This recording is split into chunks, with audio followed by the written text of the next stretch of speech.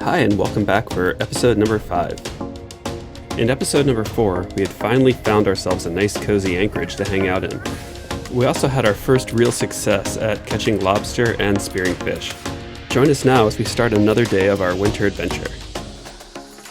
Woke up this morning. Today's our last full day on the island, and then we'll head back tomorrow to Ventura. Tiny bit rolly last night, but not bad at all. We slept through it. Using this balance stern anchor.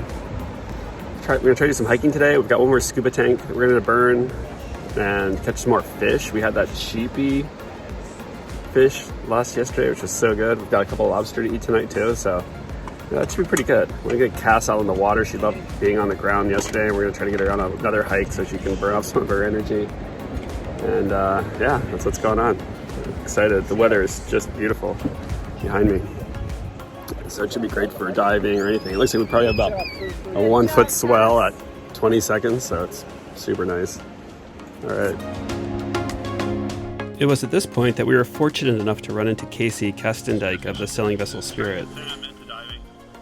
Casey was much more experienced than I was and was willing to take me down and show me some tricks on how to catch more fish.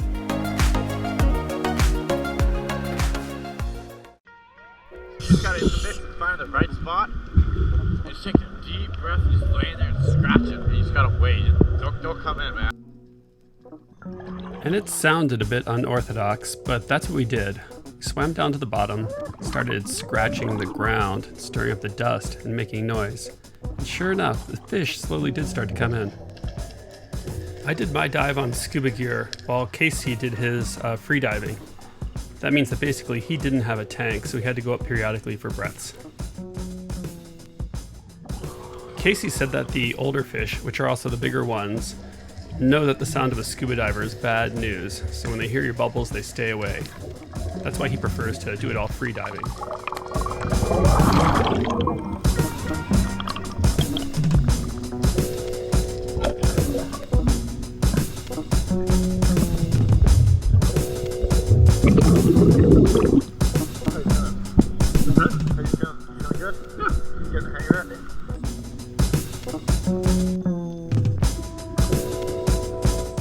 On the way down, I saw this big sheephead swim away from me and back into the rocks. I took Casey's advice and I paused for a bit and stirred up the bottom and made some noises. So at that point, I saw the sheephead coming back at me.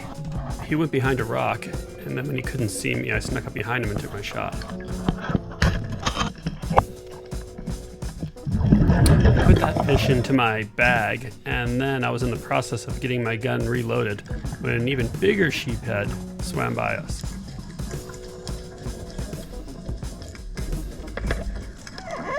Casey was nearby and his gun was already loaded, so we thought it was best that I just take his gun and pursue this other sheephead. My GoPro mount was somehow bumped loose, but for a split second here you can see the fish I was going for. I took my shot, and then all of a sudden, all hell broke loose. I had never shot a big spear gun before, and when I shot Casey's, the recoil kicked the gun back into my face.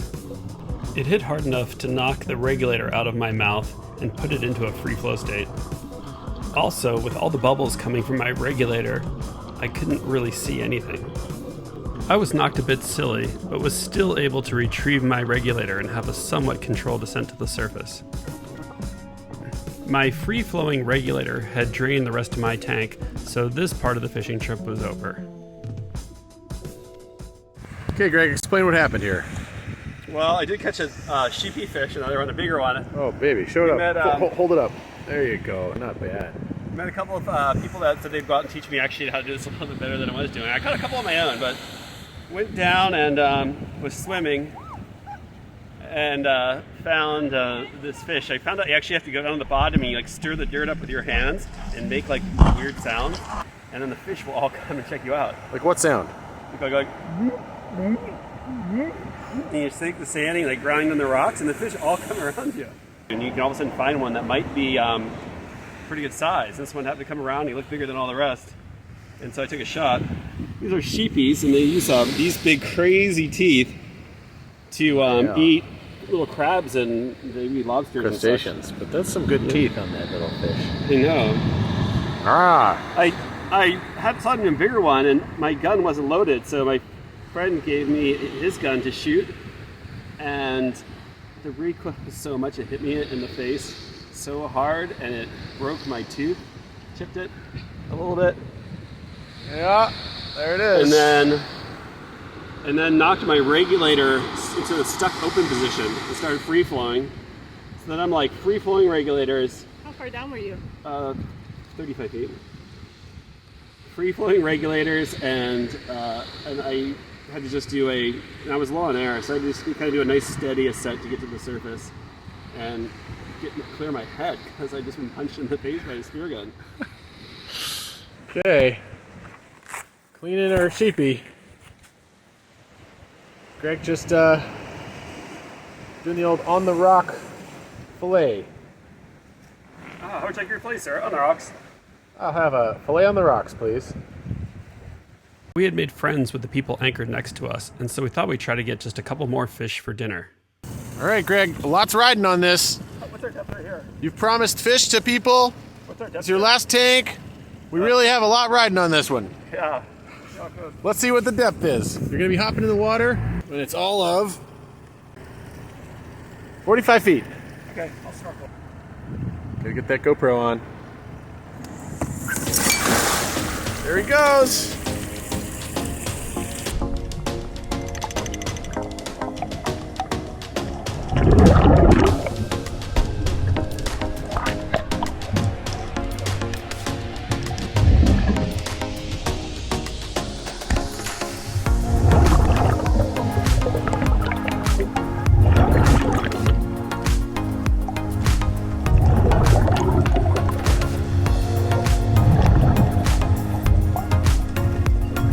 Everywhere I dove, the bottom was littered with crab pots. I can't imagine the luck it would take to actually land one of these somewhere flat.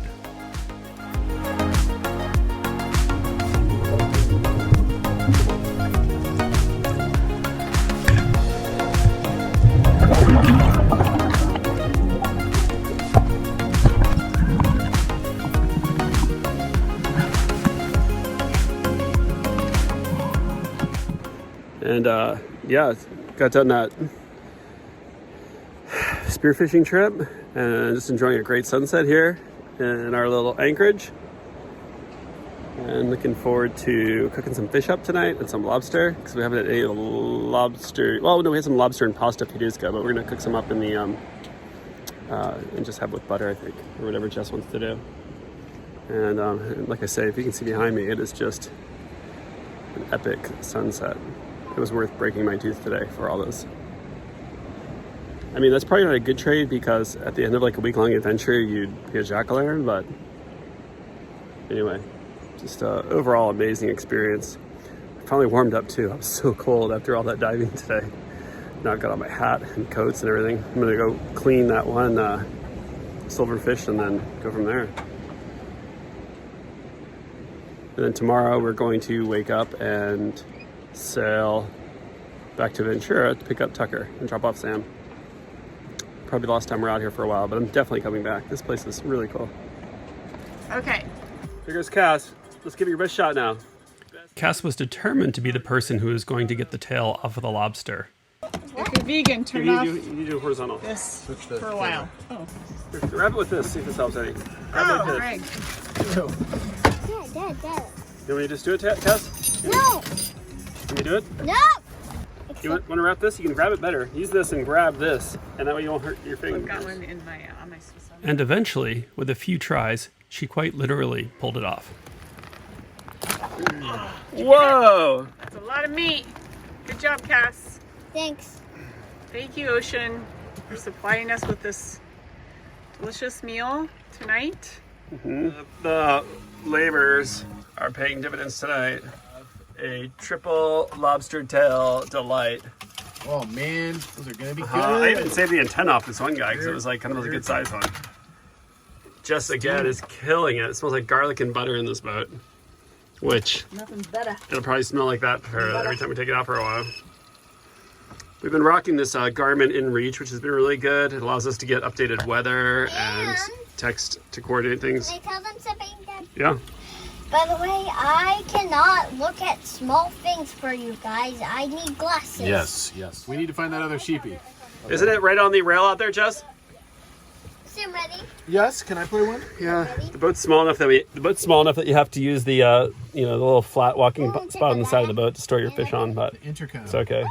What do you really feel about lobster cast? Give us the lobster dance. Come on, lobster dance. That's a good lobster dance. What up? Yes. Wow, a lot of energy in those lobster dance. Lobster move their tail right.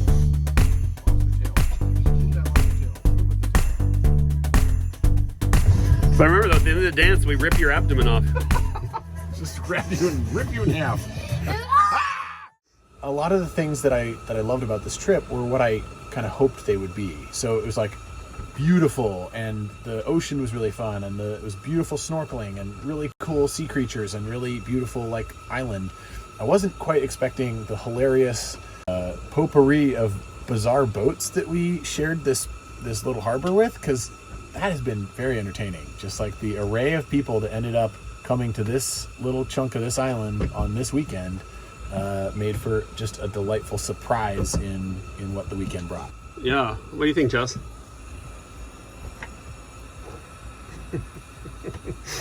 Funny boats. Cass, what did you think about this harbor? Funny boats. I like it, but except I will never, ever, ever, ever play in the sand ever again, but I love the tide pools.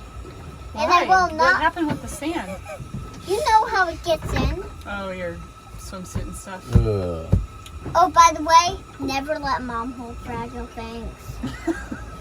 True. Never let mom hold fragile things. She just broke something that was my life. And if somebody you're with that's sailing has been wearing a scopolamine patch and all of a sudden they can't see correctly, it likely is due to the scopolamine patch dilating their pupil.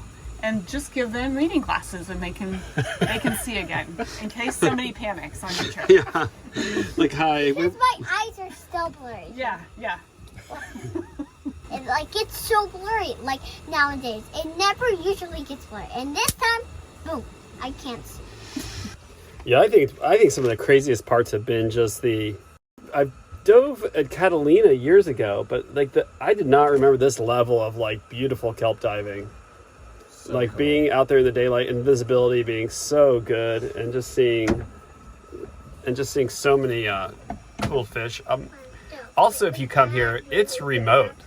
You've got nothing, zero services, no cell phone coverage. There's no store. Tiny bit of coverage right at Scorpion. Yeah. Tiny bit of coverage there with Verizon. But other than that, you're out here on your own. Especially in the winter. And it's whatever you have, whatever your friend or others around you can help you with. But that's it. There's no restaurants. There's no kiosks. Yeah, you might be able to trade a couple of fish that you spearfished for a couple bottles of wine, but not much more beyond that. Yeah, we were able to donate. We were able to get 2 sheepies for the boat next to us, and they gave us 2 lovely bottles of wine. So we're pretty excited about that. Thanks to Thatcher. Yeah. Okay, thank you. What? Yeah.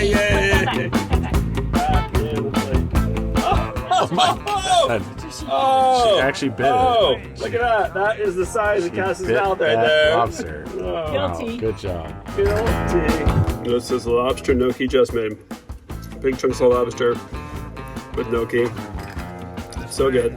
Oh, love it. Cass. Right. I love this food. It was Sam's last night, as he'd be flying back to Boise in the morning. So we spent the evening just hanging out, telling stories and sharing the experiences that Santa Cruz Island had given us. You had moved very far away from where we normally... We even at one point had an impromptu glow stick drum circle breakout.